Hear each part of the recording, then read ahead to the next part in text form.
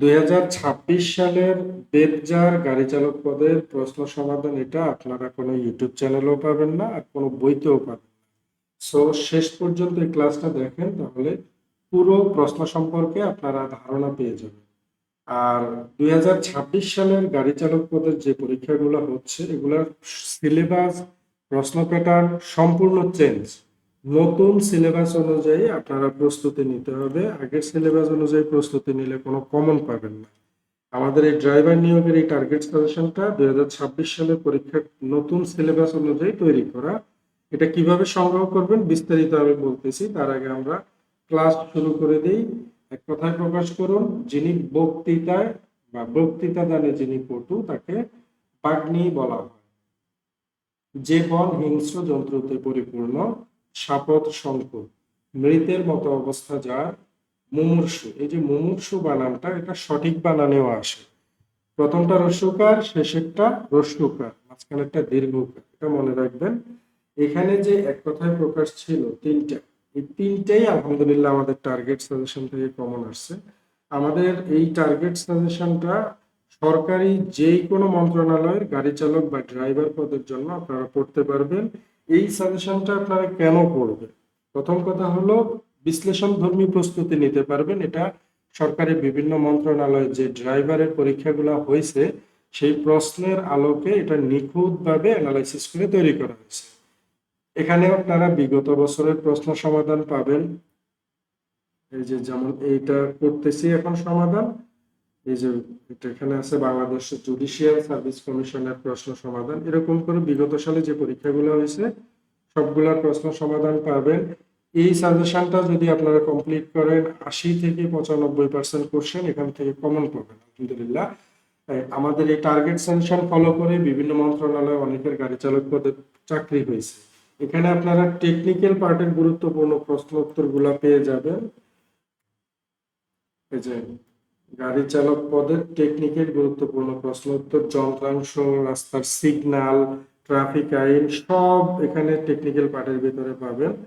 এরপরে বাংলা, ইংরেজি, গণিত, সাধারণ জ্ঞান এগুলো তো থাকছেই।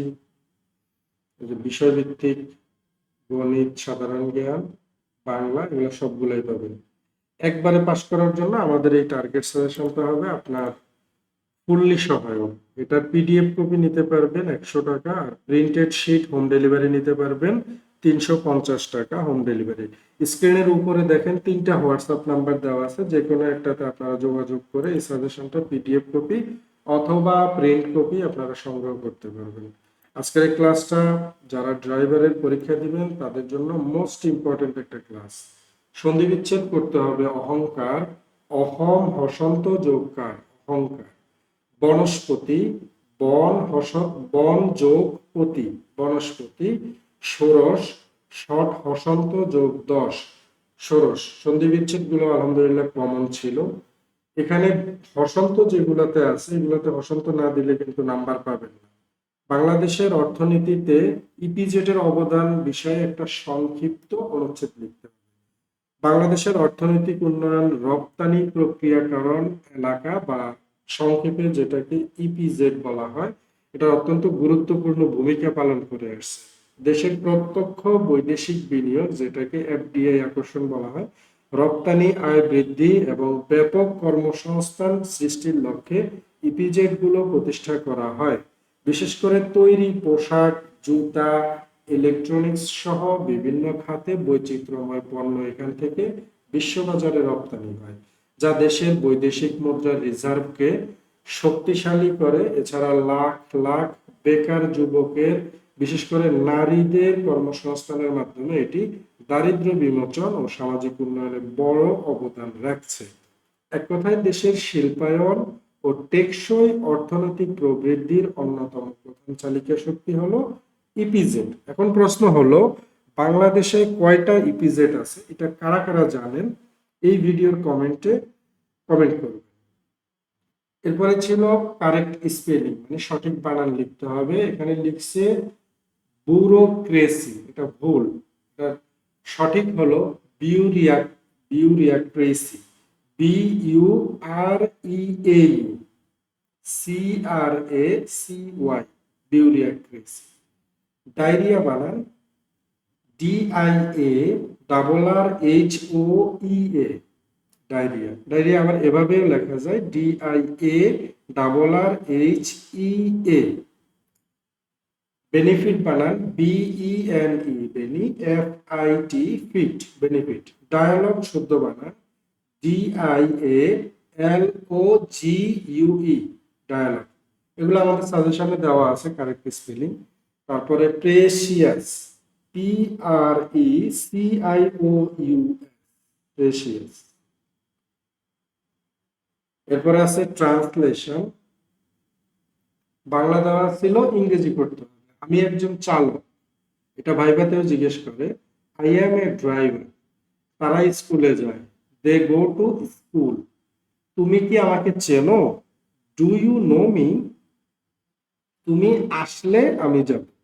If you come I will গো।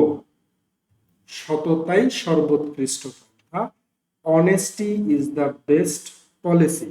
আচ্ছা, যারা ড্রাইভারের বিগত বছরের প্রশ্ন সমাধানগুলো খুঁজতেছেন, এই প্রশ্ন সমাধানগুলো আপনারা ইউটিউবে যাবেন, সবার মোবাইলে ইউটিউব আছে, ইউটিউবে গিয়ে এক্সাম কোশ্চেন সলিউশন লিখে সার্চ করবেন, অথবা আপনারা এখন যে ভিডিওটা দেখতেছেন এটাও কিন্তু এক্সাম কোশ্চেন সলিউশনে দেখতেছেন। এই যে চ্যানেলটা পেয়ে যাবেন, এই চ্যানেলের মধ্যে প্লেলিস্ট দেখতে পাচ্ছেন। প্লেলিস্ট অপশনে যাবেন, এখানে যাওয়ার পরে গাড়ি চালক পদের প্লেলিস্ট পাবেন। আর এই প্লেলিস্টটা আমি এই ভিডিওর ডেসক্রিপশনেও দিয়ে দিব, যাতে করে আপনারা খুব দ্রুত এগুলা দেখতে পারবেন। এই যে ড্রাইভার চাকরি পরীক্ষার জন্য রিয়াদ স্যারের টার্গেট সাজেশন, এই সাজেশন। আচ্ছা, এখানে বিভিন্ন মন্ত্রণালয়ের ড্রাইভারের প্রশ্ন সমাধান দেওয়া আছে, এটা ডেসক্রিপশনে দেওয়া থাকবে। একটা ঘড়ি 400 টাকায় বিক্রি করলে যত ক্ষতি হয়, 480 টাকায় বিক্রি করলে তার 3 গুণ লাভ। ঘড়িটার ক্রয় মূল্য কত এটা বের করতে বলছে। একটা ঘড়ি, প্রশ্ন বোঝেন আগে, একটা ঘড়ি 400 টাকায় বিক্রি করলে যত ক্ষতি হয়, 480 টাকায় বিক্রি করলে তার 3 গুণ লাভ। তার মানে ঘড়িটার দাম কত আমরা জানি না, সেটা বের করবো। মনে করি ঘড়িটার দাম X টাকা, আর লাভ হয় কত টাকা? 3x। এই যে প্রশ্ন বলতে 3 গুণ লাভ হয় যদি 480 টাকায় সে বিক্রি করে। এখন প্রশ্ন হতে 400 প্লাস যদি 400 টাকা হয় বিক্রি করলে 400 প্লাস এক্স হবে, আর 480 টাকায় বিক্রি করলে হবে কি 400 মাইনাস 3x। এটা হলো প্রশ্ন মতে। এখন আমরা এক্স এর যে রাশিগুলো আছে এগুলারে এক পাশে নিয়ে আসবো। এক্স এখানে আছে, এই মাইনাস 3x সমান চিহ্নের বাম পাশে আসলে প্লাস 3x, ঠিক আছে। আর 480 আর এই যে প্লাস 400 এটা সমান চিহ্নের ডান পাশে যাইলে হবে মাইনাস 400। তাহলে 480 থেকে 400 গেলে আর থাকে 80, আর এখানে 3x প্লাস x যোগ করলে হবে 4x। এখন আসলে x যেহেতু 4 যেহেতু x এর সাথে গুণ আকারে আছে, তাহলে এটা সমান চিহ্ন ডান পাশে আসলে ভাগ আকারে হয়ে যাবে। তাহলে x 80/4 হবে, ঠিক আছে। এই 4টা এখানে ভাগ আকারে চলে আসছে। এখন 4 দিয়ে যদি 80 রে কাটি, 4 20 80, তাহলে আমরা x এর মান কত পাইলাম? 20। x কে, x হলো ঘড়িটার ক্ষতি। এখন ঘড়িটার ক্ষতি যদি হয় 20 টাকা, তাহলে ঘড়িটার ক্রয় মূল্য কয় টাকা? ক্রয় মূল্য হবে 400 প্লাস 20, মানে 420 টাকা হলো ঘড়িটার ক্রয় মূল্য। 400 টাকা যদি বিক্রি করেন তাহলে যে টাকা ক্ষতি হবে 480 টাকায় বিক্রি করলে তার 3 গুণ লাভ। ওকে, 420 এর সাথে যদি 60, 3 গুণ মানে 3 20 60, 60 যোগ করলে কত হয়? 480। আশা করি অঙ্কটা বুঝছেন। আরেকটা গুরুত্বপূর্ণ প্রশ্ন যেটা আমাদের সাজেশন থেকে কমন আসছে, পার্শ্বসহ একটা পুকুরের দৈর্ঘ্য 80 মিটার, প্রস্থ হলো 50 মিটার। যদি পুকুরের পাড়ের প্রত্যেক পাড়ের বিস্তার 3 মিটার, পুকুরের যে পাড় থাকে ওই পাড়টা হলো 3 মিটার চওড়া, তবে পুকুর পাড়ের ক্ষেত্রফল এটা বের করতে হবে। আবার বুঝলেন, একটা পুকুর আছে যে পুকুরটার দৈর্ঘ্য হলো 80 মিটার, প্রস্থ হলো 50 মিটার, আমি এখানে একটু আইকা দেখাই। ধরেন এটা একটা পুকুর, এটার এটার দৈর্ঘ্য ৮০ আর প্রস্থ হলো এখানে ৫০। আচ্ছা, এখানে দেখাইতে পারতেছি না। আচ্ছা, এখান দিয়ে দেখাই। এই এই ধরেন একটা পুকুর, এটার দৈর্ঘ্য হলো ৮০ আর প্রস্থ হলো ৫০। ওকে, এখন বলছে পুকুরের পাড়ের মধ্যে এই যে ৩ মিটার চওড়া, ৩ মিটার চওড়া একটা ইয়ে আছে, বিস্তার আছে। এটা বের করতে হবে। চলো আমরা সমাধানে যাই।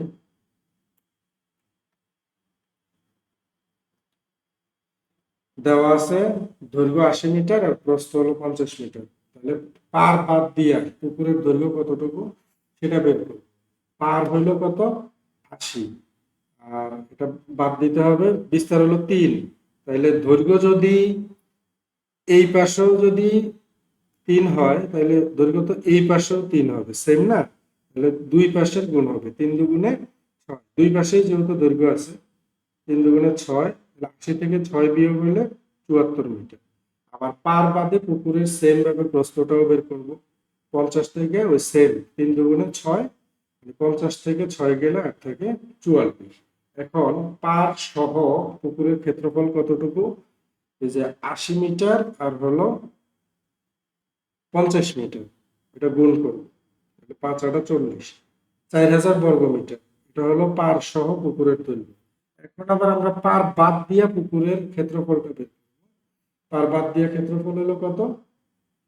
এখানে একটা পাইছি ৭৪, একটা পেলাম ৪৪, দুইটারে গুণ করে দিব। গুণ করে দিলে ৩,২৫৬। অঙ্কটা একেবারে সোজা, জাস্ট থিওরিটা বুঝতে হবে আপনাকে। এখন আমরা দুইটাই পেয়ে গেছি, একটা হলো পার সহ পুকুরের ক্ষেত্রফল আর একটা পার বাদ দিয়া পুকুরের ক্ষেত্রফল, দুইটাই পাইছি। এই দুইটা এখন বিয়োগ করে দিলে যা বের হবে সেটাই হলো পুকুরের মূল ক্ষেত্রফল। মানে পুকুরের পাড়ের মূল ক্ষেত্রফল হলো ৭৪৪ বর্গ। এরপরে পূর্ণরূপ ছিল পূর্ণরূপ হলো south Asian association for regional cooperation.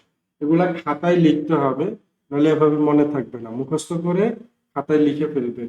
SDG এটার পূর্ণরূপ সাস্টেইনেবল ডেভেলপমেন্ট গোলস। ব্রিক্স এর পূর্ণরূপ ব্রাজিল, বিতে ব্রাজিল, আরতে রাশিয়া, আইতে ইন্ডিয়া, সিতে চায়না এন্ড এস এ হলো সাউথ আফ্রিকা। আসিয়ানের পূর্ণরূপ কি? Association of south east Asian nation. আচ্ছা, ন্যাটো এর পূর্ণরূপ হলো নর্থ আটলান্টিক ট্রিটি অর্গানাইজেশন। এই যে 5টা পূর্ণরূপ, এগুলা পরবর্তী যে কোনো পরীক্ষাতে আসবে। সো স্ক্রিনশট দিয়ে নেন, পরবর্তীতে খাতায় লিখে ফেলবেন। এক কথায় উত্তর লিখতে হবে। আয়তনে বাংলাদেশের সর্ববৃহৎ জেলা কোনটা? রাঙ্গামাটি। বহুত পরীক্ষায় এটা আসছে। দক্ষিণ ও উত্তর আমেরিকা কোন প্রণালী দ্বারা যুক্ত? পানামা খাল দ্বারা। বাংলাদেশের রণসঙ্গীতের রচয়িতা Kazi Nazrul Islam. Four wheel drive বলতে কি বোঝায়? যে গাড়ির ইঞ্জিন শক্তি একসাথে 4টা চাকাতেই সরবরাহ, 4টা চাকাতেই একসাথে ইঞ্জিন শক্তি যে গাড়িতে, সেটা হলো ফোর হুইল ড্রাইভ। গ্রিনিচ মান মন্দির কোন দেশে অবস্থিত? এটা যুক্তরাজ্যের লন্ডনে। এরপরে টেকনিক্যাল প্রশ্ন ছিল, পেশাদার ড্রাইভিং লাইসেন্স পাওয়ার ন্যূনতম বয়স 21 বছর, অপেশাদার জন্য হলো 18 বছর। এই প্রশ্নটা অনেকেই চাকরি পরীক্ষায় যায় বা ভাইভাতে গিয়ে এলোমেলো করে ফেলে। আবারও বলতেছি, ড্রাইভিং লাইসেন্স পাওয়ার জন্য অপেশাদারদের বয়স হলো 18 বছর সর্বনিম্ন। পেশাদার ড্রাইভিং লাইসেন্স নিতে হলে 21 বছর সর্বনিম্ন। গাড়ি চালানোর আগে কোন কাগজপত্রগুলো সাথে রাখা বাধ্যতামূলক? ড্রাইভিং লাইসেন্স রাখতে হবে, গাড়ির রেজিস্ট্রেশন সার্টিফিকেট, যে ব্লু বুক বলে, ট্যাক্স টোকেন, তারপরে আছে ফিটনেস সার্টিফিকেট, এটা বিভিন্ন ক্ষেত্রে প্রযোজ্য, কোনো কোনো ক্ষেত্রে ফিটনেস সার্টিফিকেট লাগে না। তারপরে রুট পারমিট, এটাও বাণিজ্যিক গাড়ির জন্য রুট পারমিট লাগে। এরপরে আছে হর্ন বাজানো নিষিদ্ধ কোন এলাকায়? নীরব এলাকায় হর্ন বাজানো নিষিদ্ধ, যেমন হাসপাতাল, শিক্ষা প্রতিষ্ঠান, আদালত এবং সচিবালয় বা সরকারি বড় বড় যে অফিস গুলো আছে এবং সেনাবাহিনী বা প্রশাসনের যেই এরিয়াগুলো আছে ওগুলাতে হর্ন বাজানো নিষেধ, এবং যে সকল জায়গায় হর্ন বাজানো নিষেধ এরকম সিগন্যাল থাকবে, সাইনবোর্ড থাকবে, ওইখানে হর্ন বাজানো যাবে না। রাস্তায় হলুদ কাটা এবং টানা সাদা দাগের অর্থ কি?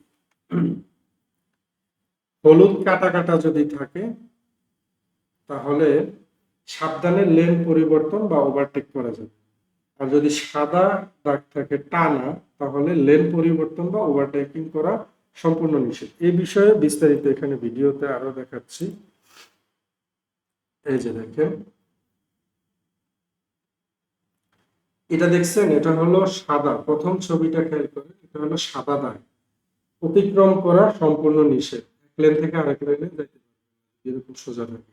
তারপরে ছবিতে দেখেন, 2 নম্বর ছবিতে ভাঙ্গা সাদা দাগ যদি এরকম থাকে তাহলে নিরাপদ হইলে ওভারটেক করতে পারবেন বা লেন পরিবর্তন করা যাবে।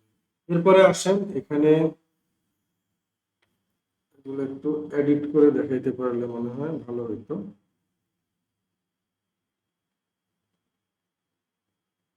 আচ্ছা, এই এরপরে দেখেন, এরকম যদি সাদা হলুদ দাগ থাকে রাস্তার পাশে, তাহলে এখানে পার্কিং করার নিষেধ। তবে এখানে পার্কিং করতে পারবে কারা? যাত্রী নামানোর জন্য পার্কিং করা যাবে, অথবা পণ্য লোড আনলোড করার জন্য পার্কিং করা যাবে। তারপরে হলুদ দাগ যদি রাস্তার মধ্যে পাশাপাশি টানা দাগ থাকে, হলুদ দাগ, তাহলে এই হলুদ দাগের পাশে, হলুদ দাগের উপর বা কাছে গাড়ি থামানো বা পার্কিং সম্পূর্ণ নিষেধ। নিচে যে ছবিটা দেখতেছেন এটা হলো ফুটওয়াক বা ক্রসিং, যেটাকে বলা হয় রোড ক্রসিং, পথচারী পারাপার বাংলাতে। আচ্ছা, আর এখানে আরো একটা ছবি আছে, এখানে একটু বিস্তারিত দেওয়া আছে, এটাও দেখে নিন। এগুলো ভাইবা পড়ে আপনাকে জিজ্ঞেস করতে পারে। সাদা রেখার অর্থ, যে প্রথম ছবিতে বলছিলাম, এই যে ভাঙ্গা ভাঙ্গা দাগ আছে দেখেন, যে ভাঙ্গা ভাঙ্গা দাগ মানে হলো আপনি প্রয়োজন অনুযায়ী রাস্তা যদি ক্লিয়ার থাকে তাহলে লেন চেঞ্জ করতে পারবেন। আর যদি এরকম লম্বা সাদা দাগ থাকে তাহলে ক্রস করা নিষেধ, ওভারটেক করতে পারবেন না বা ওই লেনে, পাশের লেনে যাইতে পারবেন। বাকিগুলো সেম, একটু একটু বলছিলাম আপনাদেরকে, স্ক্রিনশট দিয়ে নেন। এরপরে প্রশ্ন হলো, ফ্যান বেল্ট ঢিলে হলে কি হয়? অল্টারনেটর ঠিকমতো ঘুরবে না, ফলে ব্যাটারি চার্জ হবে না, এবং ওয়াটার পাম্প ঠিকমতো কাজ না করায় ইঞ্জিন দ্রুত ওভারহিট বা অতিরিক্ত গরম হয়ে যাবে। পরবর্তী প্রশ্ন হলো, ব্লু বুক কি? ব্লু বুক হলো, এটা হলো মোটরযানের মালিকানা ও নিবন্ধনের আসল দলিল বা রেজিস্ট্রেশন সার্টিফিকেট। এগুলো সব আমাদের সাজেশন দিয়ে কমন আসছে। রেডিয়েটরের কাজ কি? ইঞ্জিনের অতিরিক্ত তাপ শোষণ করে কুলেন্ট বা পানির মাধ্যমে ইঞ্জিনকে ঠান্ডা।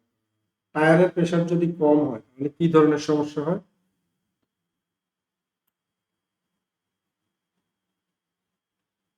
জ্বালানি খরচ বেড়ে যায়, মানে তেল বেশি করে, তেল অথবা সিএনজি বেশি করে গাড়ি নিয়ন্ত্রণের বা স্টিয়ারিং শক্ত হয়ে যায়, এবং টায়ার দ্রুত ও অসমানভাবে ক্ষয়ে নষ্ট হয়। ওকে, এরপরে প্রশ্ন হলো, চাকা পাংচার হলে কি দিয়ে গাড়ি উঁচু করে? জ্যাক, অনেকে এটাকে জগ বলেন, উচ্চারণটা জগ হবে না, জ্যাক হবে, JACK, জ্যাক। এটাকে হাইড্রোলিক জ্যাকও বলা হয়। সো ড্রাইভারের পরীক্ষা যারা দিবেন 2026 সালে, আপনারা সময় নষ্ট করবেন না। আমাদের এই টার্গেট সাজেশনটা PDF অথবা প্রিন্ট কপি সংগ্রহ করে এখনই পড়া শুরু করে দেন। স্ক্রিনের উপরে দেখেন আমাদের হোয়াটসঅ্যাপ 3টা নাম্বার দেওয়া আছে, যে কোনো একটাতে যোগাযোগ করে এই সাজেশনটা নিয়ে পড়া শুরু করে দেন। এর বাইরে ড্রাইভার পরীক্ষার জন্য আর কিচ্ছু পড়া লাগবে না।